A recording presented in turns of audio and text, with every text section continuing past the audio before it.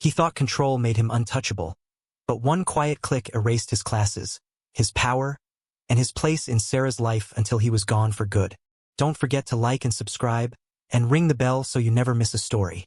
The internet still felt like a secret map when I started junior college, a place where dial-up tones fenced off hidden rooms. My life was simple. Lectures, cheap coffee, part-time shifts, and a rented room that smelled like old carpet until I moved in with Lucy to split the rent. A month later, she invited a friend from class for game night. "You know her, Sara," she said, and I did vaguely, from high school hallways where we traded homework jokes and shrugged at pep rallies. Sara arrived with a boyfriend named Jay, a shadow who tried to pass for a person. He shook my hand like it was an obligation, sat small on the couch, and watched the room as if the room owed him something. We shuffled cards, burned popcorn, and laughed over rules we kept changing on purpose. But I watched Jay watch Lucy, and the way his stare moved like a measuring tape made the skin along my forearms go tight. He barely spoke except to sigh at choices he didn't make. When he did talk, he flattened jokes into statements, then looked around for credit. By the end of the night, my cheeks ached from smiling and my instincts ached from nodding at a man who set his own weather. I told myself I was reading too much into it. Everyone has off nights. Later, when the door shut and the apartment settled, Lucy kicked off her shoes with a tired thud and said she liked Sara's laugh, how it rose like a sparkler. I said I liked it too and didn't mention the part where Jay's eyes kept counting our furniture. He had that auditor squint people get when they're searching for reasons to be disappointed. I stood at the window until the chill found my knuckles and told myself to be decent, to assume the best, to let time soften first impressions. Still, the word trouble hung in the glass like a fingerprint I couldn't polish away. Within weeks, Sara's name lived at the top of Lucy's recent calls. "Just for a bit," she'd say, and soon we'd be chopping onions or arguing about which VHS to feed the VCR. It might have stayed harmless if not for Jay's orbit. Even when he wasn't there, he was there. Texting demands, sulking at the edges of plans, inventing rules for a life that wasn't his. The few times he showed, he radiated disapproval, piling silence in the room like extra chairs no one had asked for. Sara covered for him at first. Long explanations, small apologies, a laugh that dimmed too quickly. Then one night she called Lucy crying, voice skidding over words. "He says I'm cheating. He says I'm lying. He won't let me come over." I felt heat climb my neck. We told her to come anyway. She arrived with shoulders hunched like weather, eyes rimmed in red, and a story that kept taking the ugliest turns. Control masquerading as care. Questions that were really accusations. Doors closed a little too hard. I wanted to believe it would stop on its own, the way a bad song ends if you wait it out. Instead, the volume went up. Jay's texts turned to threats wrapped in concern. He itemized where she'd been and who she'd smiled at. When he called, the speaker on Sara's phone turned his voice thin and metallic, but the tone came through fine, proprietary. He wanted to know where she was, who else was there, whether Lucy was drinking, whether I had looked at her too long. Sara tried to play peacemaker until peacemaking looked like surrender. One afternoon she arrived with a cracked thumbnail and that 1,000-yard stare people get when they've spent all their tickets explaining themselves. Lucy poured tea and kept the kettle close as if hot water could fix a cold man. We watched a sitcom too brightly lit for the room we were in, and for 30 minutes the laugh track did CPR on the air. I started sleeping light, one ear tuned to the hallway, and telling myself I was being dramatic. I wasn't. The shove arrived like a sentence you can't unhear. Sara came by with a new tremor in her hands and asked if Lucy was home. In the kitchen light she turned and lifted her shirt. The bruises were already blooming, big ugly galaxies across her lower back. "He pushed me when I tried to leave," she said, and the kettle's whistle felt obscene. I have never been the guy who throws punches, not even in high school parking lots where boredom begs to be brave. But anger has shapes, and mine learned to sit very still. At the time I worked a student job in the administration building, phones, forms, the dull machinery of other people's semesters. I knew the system like you know a dark hallway in your own house. What to bump, what to avoid, what leads where. I had never used that knowledge for anything but fixing typos. That night my brain laid out a blueprint anyway.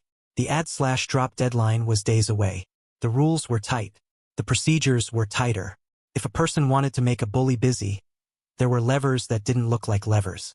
I went to bed with my jaw clenched and the plan humming in the walls. Lucy put a towel on the chair before Sara sat. It felt obscene to worry about upholstery when the crime was the bruises. We asked if she was safe tonight. She said yes in the voice people use when they mean maybe. I washed the cups we weren't thirsty for and stared at the window's black mirror until my outline steadied. If justice had a hotline, I would have called. Instead, I had policy manuals and a deadline circled in red ink. I lay awake rehearsing versions of an email I would never send, then got up and ironed a shirt I didn't need to iron because ritual can be a kind of courage. I drafted a list in my notebook titled Things I Can Control and wrote 3 items. Breath, posture, procedure. Under it I wrote her name once, small and careful, then closed the cover like a vow. The office was loud enough the next afternoon to hide quiet decisions. Printers chattered. A copier coughed. Somewhere a stapler lost its will to live.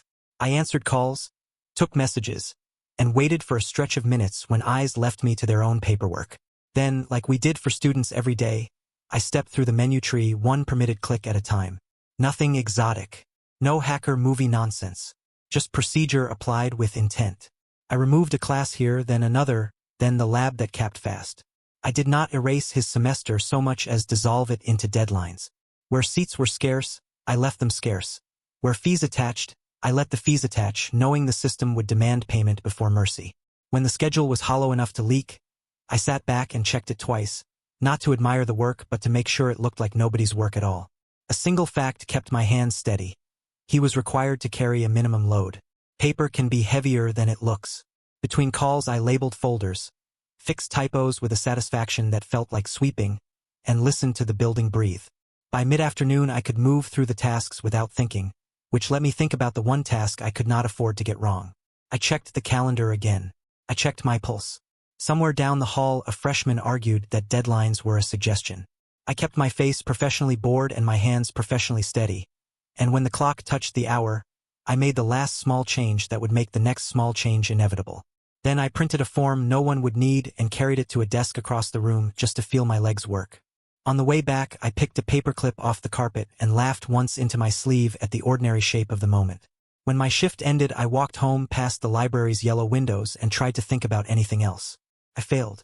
Dawn found me behind a coffee the color of motor oil, reading nothing on a page I didn't turn.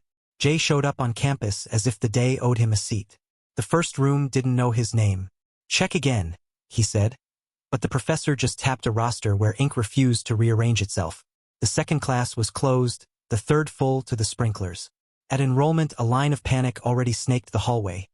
Last day chaos doing last day things. By the time he reached the counter, forms had sprouted subforms and the clerk had a voice that could file metal. She checked, rechecked, and told him what the paper now believed. Not enrolled.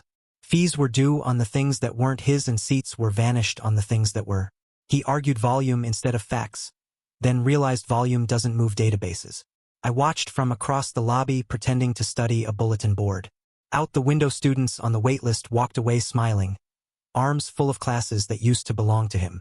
He dialed numbers that didn't pick up, typed emails that bounced back, and paced the lobby in loops that wore a path only he could see. Staff spoke to him in the exact tones on the script, calm, apologetic, immovable. Try the department, someone suggested, which is what we say when there is nowhere left to try. He stared at the add/drop poster like it might reveal a loophole if he squinted hard enough. By noon his shoulders had found his ears and his voice had found too many edges. I left before I could enjoy it and sat on a bench under a brittle tree, listening to the distant ring of a bike bell. Lucy texted, "How's your day?" And I wrote, "Administrative," which was both a joke and an answer. I did not tell her about gravity. Not yet. By late afternoon, the echo reached off campus. Sara's phone lit with calls stacked like kindling, then with messages that swung from pleading to blame without taking a breath. "You did this?" he typed. Then, "I'm sorry, pick up." Then, "Answer or I'll come over." We stood at the window watching buses exhale at the curb and tried to think like safety manuals. Lucy kept her voice even. "If he shows, we don't open. We call the desk. We let policy carry it."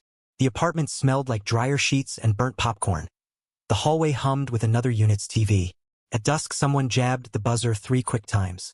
My ribs tightened like a fist. Lucy mouthed "don't," and I didn't. The buzzer held, then stopped. Then a palm thudded the door once. Heavy, performative. A minute later the building phone rang. I dialed the front desk from my cell and said very calmly that we were expecting a welfare check on a guest who might be agitated. 2 minutes after that a blue windbreaker appeared at the end of the hall. The officer didn't knock. He just stood where the peepholes could see him and asked the air if everything was all right tonight. Silence works on men like Jay the way light works on roaches. Footsteps retreated. The windbreaker nodded at our door and moved on. Lucy exhaled a laugh she didn't mean. Sarah's shoulders dropped an inch. We didn't celebrate. We ordered dumplings and ate them on the floor because chairs felt loud. Later he texted again. I'm parked outside. We can talk. The street below showed only a trash truck shouldering silver bins. I put my phone face down and let it buzz inside a drawer. What if he doesn't stop? Sarah asked. Then the paper will, I said, hearing how cold it sounded. I wasn't planning a fight. I was planning gravity. And gravity, once set, does not ask permission. The next morning campus felt tilted, like furniture moved 2 inches overnight. I walked past the registrar to the student union and watched Jay drift between counters, the way a glitch drifts through code. His ID made a sad beep at the gym and a red flash at the library gate. Emails bounced. Office doors offered office hours that were not today. He tried anger first, then belonging, then charm. None of those work on software or staff who have heard every octave of panic. At the help desk he insisted a conspiracy. The clerk pointed at the calendar. At advising he asked for exceptions. The advisor pointed at policy. At cashiering he offered cash. The cashier pointed at the system that would not take it. He called Sara 3 times in a row. She stared at her screen and pressed block like a door latch. He'll go nuclear, she whispered. By early afternoon he planted himself outside the department office as if proximity could substitute for permission. A secretary with a cardigan and a battlefield smile handed him a clipboard and a number. The number glowed and did not reach him for 40 minutes. When it did, the chair stepped out, listened without interrupting, and asked, "Which syllabus says I can invent seats?" Jay tried a grin that had opened doors once. The chair waited. Grins don't move capacity. On the stairs I let 3 students pass and caught the smell of cold rain on their jackets. Felt like weather was changing in every room at once. By noon he knew the whole. Not enrolled means no labs, no lots, no login, and no reason for security to treat your tantrum like a campus problem. I left him reading a campus map that could not save him and went back to my desk. Winning wasn't the feeling I was after. Quiet was.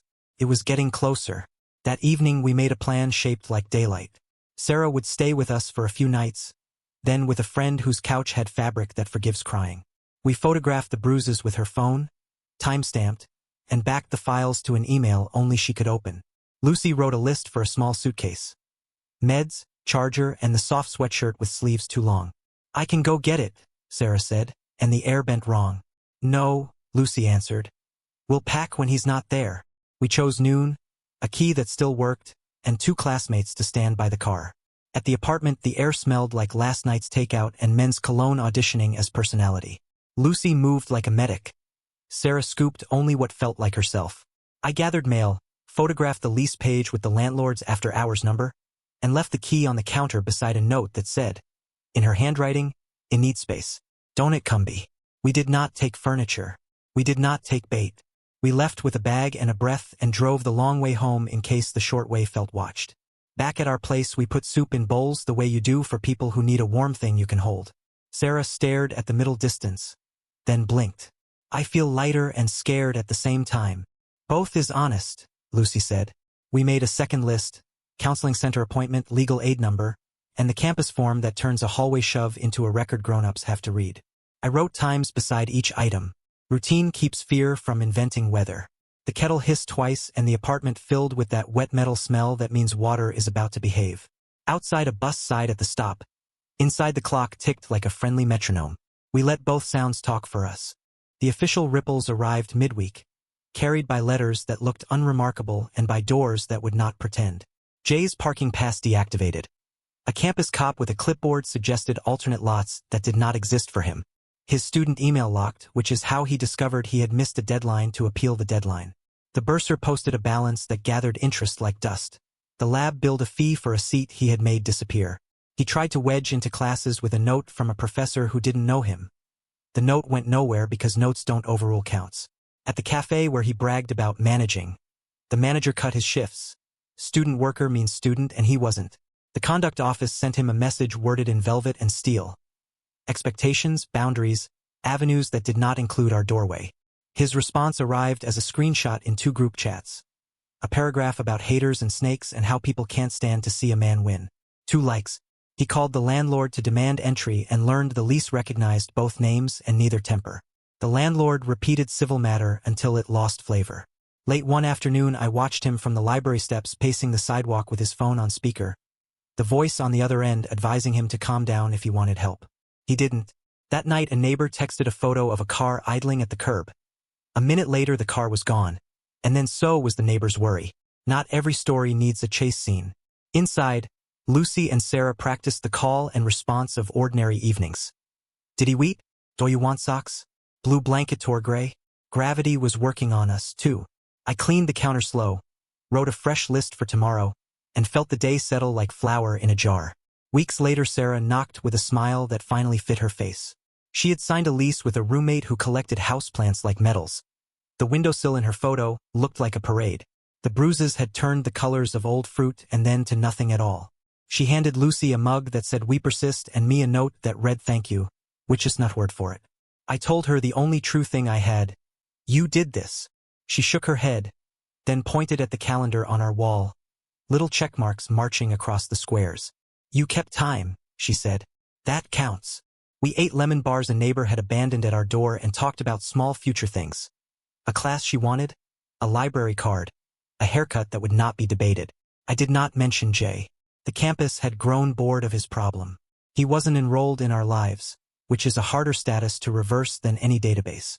That night I walked past the admin building and listened to the copy room hum. Folding chairs sighed in an empty hall. The vending machine blinked its green dot at nobody. I wanted justice to be thunder. It had turned out, for us, to be paperwork, patience, and a door we didn't open. In the morning mail I found a glossy flyer for the next semester's ad drop dates and pinned it to the corkboard like a retired uniform. On my walk I noticed the campus map again, the blue "You Are Here" star, the paths fanning out like options, and realized how powerful it feels to choose the smallest correct thing and repeat it until a door opens. At home I rinsed the mugs and breathed the steam that lemon electric heat dishwashers make when nobody is watching. I thought about calendar pings, files named with dates, and the choice not to answer a knock. None of it looks heroic if printed. All of it adds up. Sometimes the right kind of revenge is quiet and procedural, one small correct click at a time. What would you have done? Confront him or let the system carry its own weight? Like, subscribe, and ring the bell so you never miss the next story.